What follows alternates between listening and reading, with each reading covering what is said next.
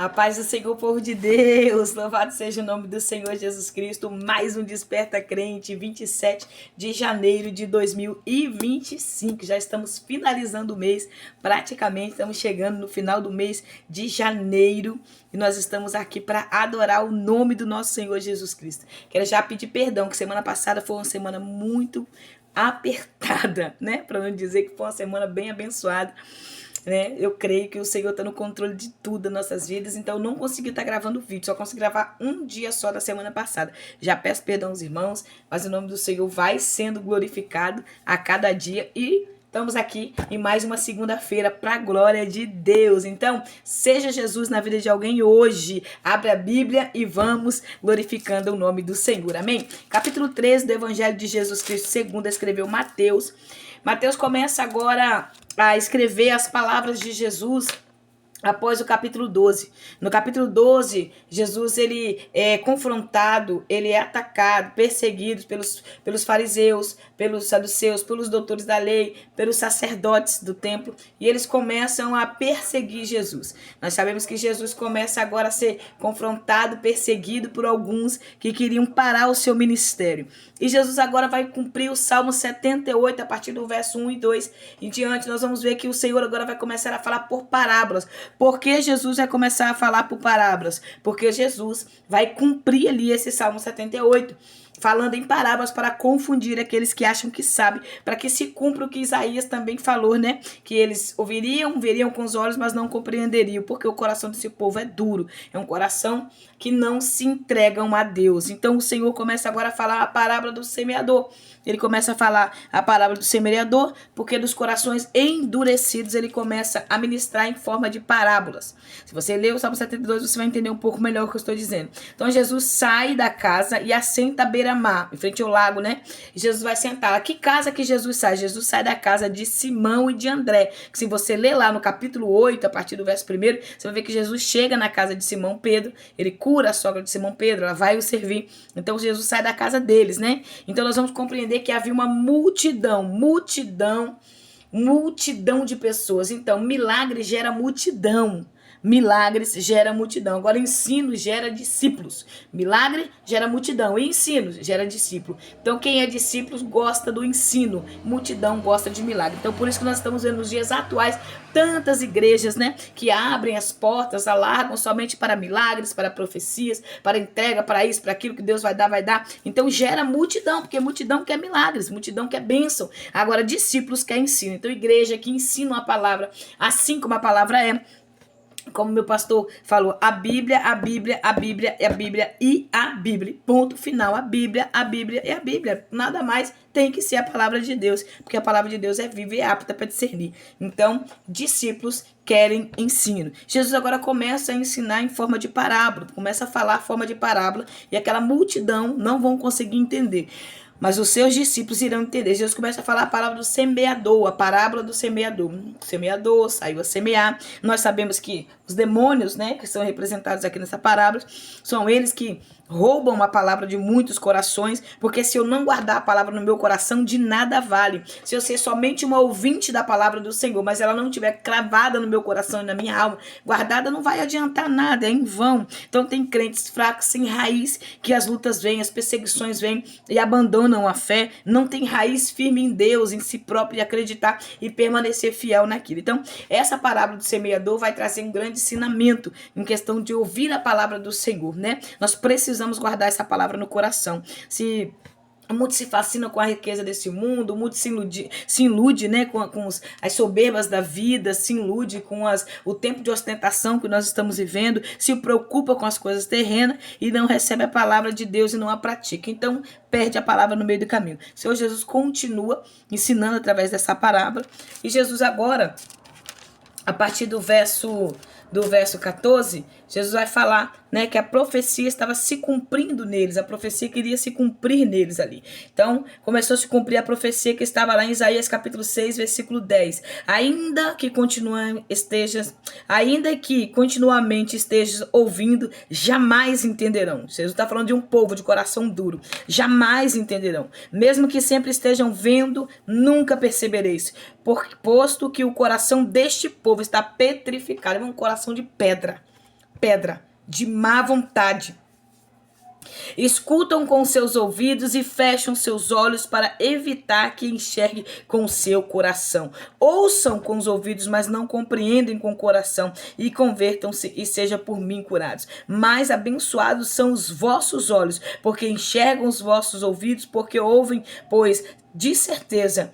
Pois com toda certeza vos afirmo que muitos profetas e justos desejaram ver o que vedes. Quer dizer, desejaram ver Jesus frente a frente pregando, Jesus cumprindo a sua missão. Então, quem endurece o coração desse povo, quem tampa os ouvidos desse povo é o próprio Deus. Irmãos, é muito perigoso nós que estamos no ambiente espiritual, que estamos ouvindo a palavra do Senhor, o chamar de Deus, o aviso de Deus, o sinal de Deus, a convocação de Deus e deixar o coração se endurecer para não dar crédito à mensagem do Senhor. Chegará um tempo que Deus continuará falando, mas não conseguirá mais ouvir. Então, Deus está falando, você está ouvindo? Então, precisamos compreender isso. Deus está falando, então dê crédito, dai ouvido ao que o Senhor está falando. Os judeus naquele tempo não quiseram dar ouvido à palavra do Senhor, não quiseram dar crédito ao Senhor Jesus.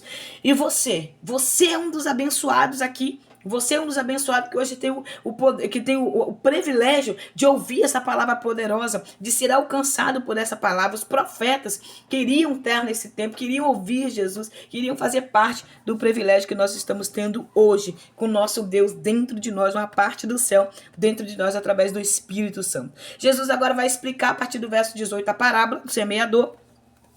Vai mostrar, né, dando a resposta ali, atentar para que o que significa a palavra do semeador. Quando uma pessoa escuta a mensagem do reino, mas não compreende, vem o maligno e arrebata. Que maligno aqui representa as aves do céu. Quando eu ouço a palavra do Senhor, mas eu não compreendo, não consigo entender, você precisa do Espírito Santo de Deus, do agir do Espírito Santo, para você compreender a palavra, porque a Bíblia explica-se a própria Bíblia. A Bíblia explica a Bíblia.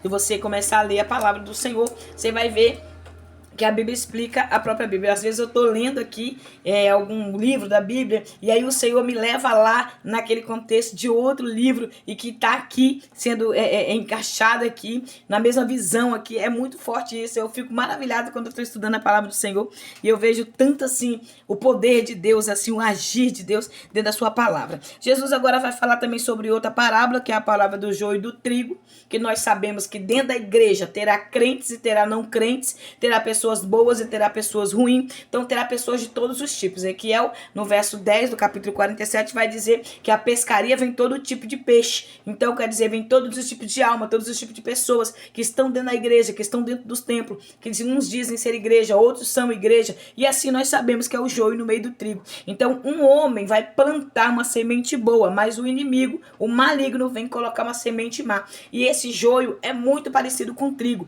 Então tem que deixar crescer junto, porque quem vai tirar o joio do meio do trigo é o nosso Senhor. Os servos começam a questionar ao Senhor se eles poderiam arrancar. Não é isso que acontece? A gente está diante de uma pessoa difícil de lidar, fofoqueira, contendeira, mentirosa, perseguidora, caluniadora. A gente fala: Senhor, desmascara aí, arranca a capa, né? Assim muitos oram assim: Senhor, faz justiça, Deus, porque é assim, a gente somos seres humanos e somos falhos, né? Você dizer que você nunca orou assim, pedindo a Deus justiça, pedindo a Deus para Deus te justificar e desmascarar quem se levantou contra você, você vai estar mentindo. Então nós temos que ser bem sinceros, né? Não podemos fazer oração de macumbeiro, mas temos que ser honesto, né? Eu já pedi a Deus: Senhor, justifica-me. O Senhor sabe quem eu sou, o Senhor sabe quem eu ando com o Senhor. Peça a Deus, eu oro pedindo a Deus para que o Senhor justifique o meu nome, a minha imagem, meu caráter, porque Deus conhece quem eu sou. Então vamos lá, né? Não vamos ser hipócrita nem fingido, não. O Senhor abomina a hipocrisia, tá? Então não vamos ser hipócrita, vamos ser bem sincero. Então, os servos do Senhor aqui vai questionar. Quem são os servos? Somos nós que questionamos. Ô Senhor, olha aí, Senhor, esse joio aí no meio do trigo. A gente sabe que tem muito joio, muitas vezes tem até mais joio do que trigo, e a gente sabe disso. Mas aí tem os ensinamentos que o joio traz. O joio é palha, não tem nada dentro. O trigo tem semente, pesa mais. O trigo se enverga, já o joio não se enverga. Assim, nós vamos usando esse exemplo, né? Para os servos do Senhor. O servo enverga, adora a Deus. O joio não. O trigo enverga e adora a Deus. O joio não. E assim vamos, né? Mas aí o Senhor fala que no grande dia, o cumprimento do plano de Deus, o próprio Deus vai fazer essa colheita e vai separar. Vai colher os santos, os servos fiéis, e os profanos, mentirosos, enganadores, vai ser queimado, né? Vai ser colocado, né, no fogo e será queimado como palha. Então nós sabemos que uma vida reta com Deus nos dá um futuro abençoado amanhã. Então com quem você anda hoje vai determinar como é que será o seu amanhã. Então ande com Deus, como Enoque andou. Ande com Deus, como muitos servos do Senhor andou e venceu. Amém? Então vamos lá. Aí o Senhor vai usar também o grão de mostarda, né? Vai falar ali sobre o reino dos céus, a instituição igreja, como que vai crescer, vai ser abrigo para muitos outros. Também vai falar do fermento dos fariseus, né, que um pouquinho de fermento leveda toda a massa. Alguém já comprou um pão ou já comeu pastel de feira que é só que se aperta assim, é só vento? Então nós precisamos compreender, né? Um pouquinho de fermento leveda toda a massa. Jesus vai explicar agora a palavra do joio e do trigo, né? Se você ler aí, não estou falando tudo porque eu quero chegar no finalzinho aqui, é onde eu quero deixar uma palavra para os nossos corações. Vai falar do tesouro escondido, da palavra de grande valor, dos bons e maus peixes, que são as almas, que são as pessoas, né? Onde Ezequiel 47:10 vai falar dos peixes, né? O reino dos céus ainda é semelhante a uma rede lançada ao mar e recolhe vários peixes. Então, os peixes bons serão separados e os peixes maus serão lançados fora. Então nós precisamos compreender que tipo de peixe você é. Peixe serve como alimento. Você tem servido para alimentar outras almas. Você serve como um peixe. Serve como no reino do Senhor, como um bom testemunho. Então continue firme fazendo aquilo que Deus te chamou. Se você está firme com Jesus, continue. Se você está em falha, conserte e prossiga o alvo. Porque a oportunidade é hoje. Uma decisão sábia muda toda a manhã. Joel chega a dizer que na grande tribulação, depois da grande tribulação, aquela luta, ainda vai ter pessoas indecisas para ficar com Jesus. Indecisas para aceitar o Senhor. Então uma decisão sábia muda toda uma manhã. Eclesiastes capítulo 10, versículo 10, parte C do versículo. Uma decisão sábia muda toda uma manhã, muda todo um futuro. Então você tomando uma decisão hoje de caminhar com Deus, de andar com Jesus, de viver uma vida íntegra com o Senhor, o seu amanhã todo é mudado. O hoje, o agora, o ontem, você não tem poder de mudar e não consegue. Mas o seu amanhã você pode mudar tomando uma decisão sábia hoje. Amém? Então vamos lá. O profeta não tem honra a não ser na sua casa, a não ser pelos seus. Muitas das vezes a familiaridade que nós temos impede que as pessoas consigam ver em nós aquilo que o Senhor nos chamou para ser. Jesus agora ele vai chegar em Nazaré, e quando ele chega na cidade onde ele foi criado, onde ele foi ensinado, ele começa a fazer...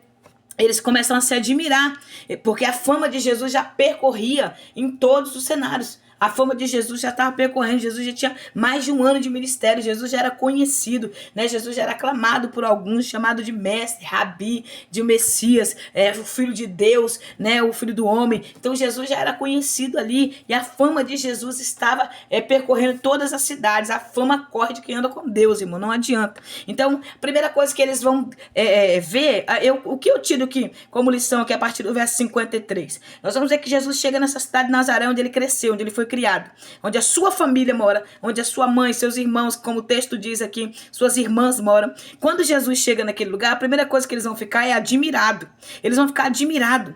E depois deles se admirar, eles vão querer saber da onde Jesus obteve tanto poder e aquela autoridade que estava sobre ele, da onde que veio, porque é assim, as pessoas olham pra gente e começam a querer saber o que aconteceu, por que mudou tanto, mas o que está acontecendo, da onde conseguiu esse poder, da onde conseguiu essa autoridade, e depois vão descredibilizar. Por quê? O fato de descredibilizar não é o fato de eles não acreditar que você não tem a unção que Deus deu, que você não tem o chamado de Deus. Eles descredibilizam para que você se desacredite, eles descredibilizam para que você se desacredite de você e desanime. Então eles vão descredibilizar, depois eles vão começar a julgar, né? Aonde? Ora, não é este o filho do carpinteiro?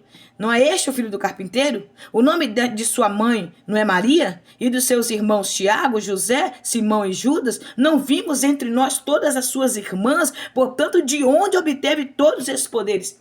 Agora eles começam a questionar, né? Eles começam a questionar, mas eu conheço a família é pobre, a família não tem condição. Eu sei de onde saiu, eu vim de onde sei. O pai dele não era aquele carpinteiro aqui que trabalhava, que fazia mesa para nós? Então, o descrédito, irmãos, vem através da familiaridade. Muitas das vezes são os da famílias que não dão crédito, são os familiares que não vão acreditar. São cunhados, são conhecidos, primos, muitas vezes até pai, até mãe, até irmão. São essas pessoas que não vão credibilizar o nosso ministério, credibilizar aquilo que o Senhor tem conosco, acreditar na chamada de Deus na nossa vida. Mas nós precisamos se manter firme, crendo e acreditando no que o Senhor prometeu, no que o Senhor falou. Não podemos deixar, porque Satanás, ele sempre vai tentar roubar o nosso amanhã. Satanás, ele sempre vai tentar mudar o seu amanhã. Ele não vai desistir de querer fazer você desistir. desistir do seu amanhã, do seu futuro, daquilo que Deus falou que você será, porque o Senhor já sabe o que eu vou me tornar. Eu só preciso continuar posicionada para que eu chegue lá e alcance o que o Senhor falou. Então o diabo, ele vai tentar sempre impedir o seu crescimento. Como?